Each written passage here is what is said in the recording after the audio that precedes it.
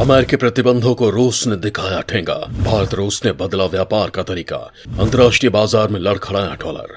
दोस्तों, लगता है कि अब रूस यूक्रेन के बाद अब अमेरिका की रातों की नींद उड़ सकती है। यानी कि यूक्रेन के जरिए रूस से अपनी दुश्मनी निकालना अमेरिका को भारी पड़ता नजर आ रहा है। यूक्रेन और रूस के बीच युद्ध के बाद अमेरिका ने पश्चिमी देशों के साथ मिलकर कड़े प्रतिबंध तो लगा दिए और सोचा कि इन प्रतिबंधों से रूस की अर्थव्यवस्था पूरी तरह से खत्म हो जाएगी और वो पिछड़ जाएगा, या फिर इस युद्ध के जरिए रूस अमेरिका के नेटो के साथ समझौता कर लेगा। लेकिन अब लगता है कि अमेरिका का यह पासा उल्टा पड़ता नजर आ रहा है।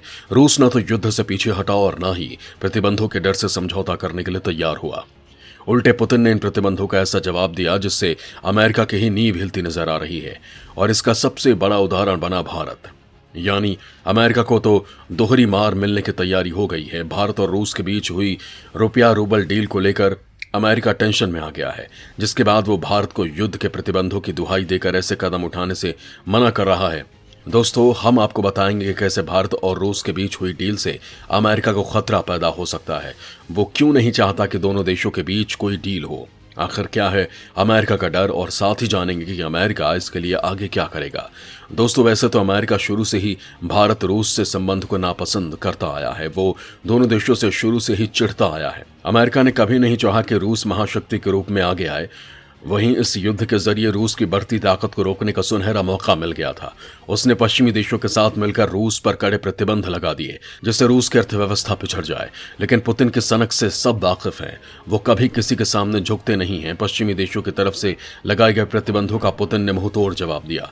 इस आर्थिक वार के बदले आर्थिक वार किया जिसकी शायद अमेरिका को उम्मीद भी नहीं थी। पुतिन के रूबल में व्यापार करने के आदेश के बाद अमेरिका की मानो तो रातों की नींद उड़ गई है। पुतिन का फैसला सीधे डॉलर पर वार करने वाला है।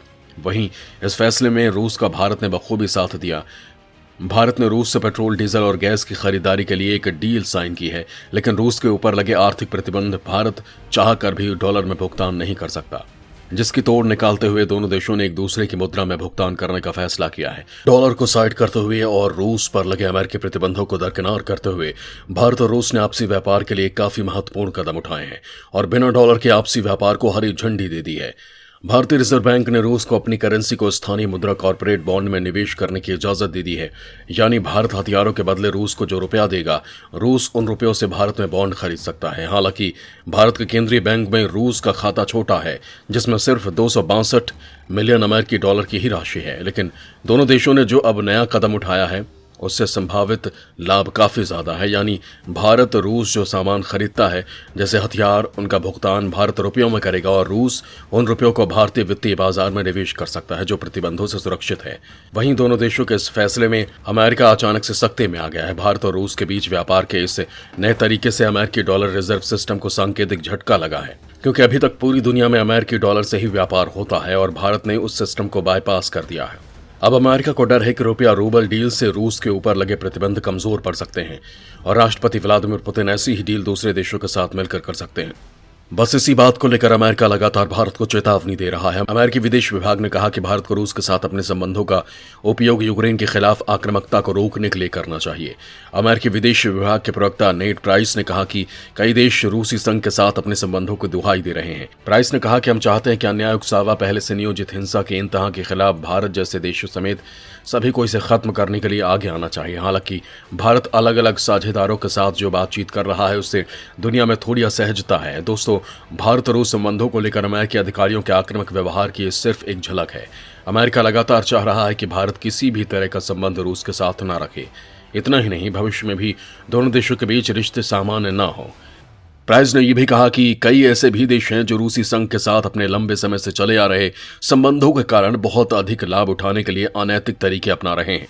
अमेरिकी विदेश मंत्रालय के इस बयान को रूसी विदेश मंत्री सर्गेई लावरोव के भारत दौरे से जोड़कर देखा जा रहा है। लावरोव ने नई दिल्ली में भारतीय विदेश मंत्री एस जयशंकर और प्रधानमंत्री नरेंद्र मोदी से मुलाकात की थी।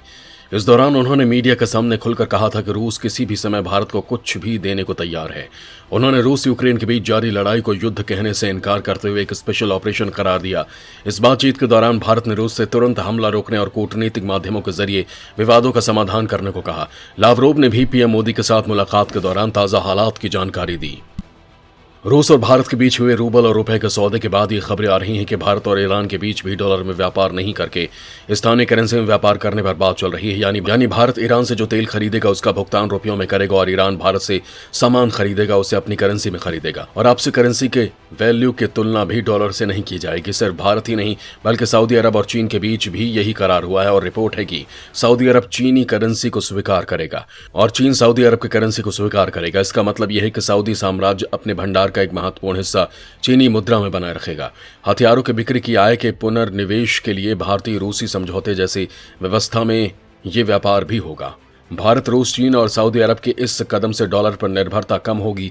दरअसल अमेरिका और पश्चिमी देशों ने यूक्रेन युद्ध शुरू होने के बाद जिस तरह से रूस को प्रतिबंधों के जाल में जकड़ा है उसने सऊदी अरब की आंखें खोल दी हैं और अब सऊदी अरब अपनी संपत्ति पश्चिमी देशों में नहीं रखना चाहता है और ना ही अपनी संपत्ति को डॉलर में रखना चाहता है, ताकि कभी ऐसे मौके पर जिस तरह से रूस की संपत्ति को जब्त किया गया है उस तरह उसकी संपत्ति को भी जब्त न कर लिया जाए। लिहाजा सऊदी अरब विकल्पों की तलाश कर रहा है और चीन भी यही कोशिश में है। अगर कुछ बड़े देश आपसी व्यापार को अपनी अपनी मुद्राओं में करना शुरू कर दें तो फिर डॉलर पर निर्भरता काफी कम हो जाएगी और अमेरिका के लिए यह बड़ा झटका होगा। इस बीच रूस ने तेल और गैस खरीदने वाले देशों को अपनी मुद्रा में गैस शिपमेंट के लिए भुगतान करने को कहा है, जिससे यूरोपीय गैस ग्राहकों को खुले बाजार में रूबल खरीदने के लिए मजबूत होना पड़ा है। रूबल 8 मार्च को 140 रूबल के निचले बिंदु से डॉलर तक बढ़कर 25 मार्च को $1 के मुकाबले 100 रूबल हो गया, यानी डॉलर के मुकाबले रूबल मजबूत हुआ है। यूक्रेन युद्ध के मद्देनजर अमेरिका, यूरोप और जापान ने रूस के 630 अरब डॉलर के आधे से अधिक को जब्त कर लिया है, लेकिन इसके बाद भी रूस के पास डॉलर और रूबल में तेल और गैस की कमाई को सुरक्षित रखने के लिए कुछ सुरक्षित स्थान हैं। रूबल में भुगतान करके रूस प्रभावी रूप से अपनी कुछ मुद्रा को प्रचलन से हटा देगा और रूबल के एक्सचेंजिंग रेट को बनाए रखेगा और रूस अपने इस कदम से देश में महंगाई दर को संतुलित करके रख सकता है। यानी कि पुतिन ने रूस की अर्थव्यवस्था को बचाने की पूरी तैयारी कर ली है और अमेरिका को करारा जवाब देने की भी ठान ली है, जिसका सबसे बड़ा हथियार डॉलर बना है।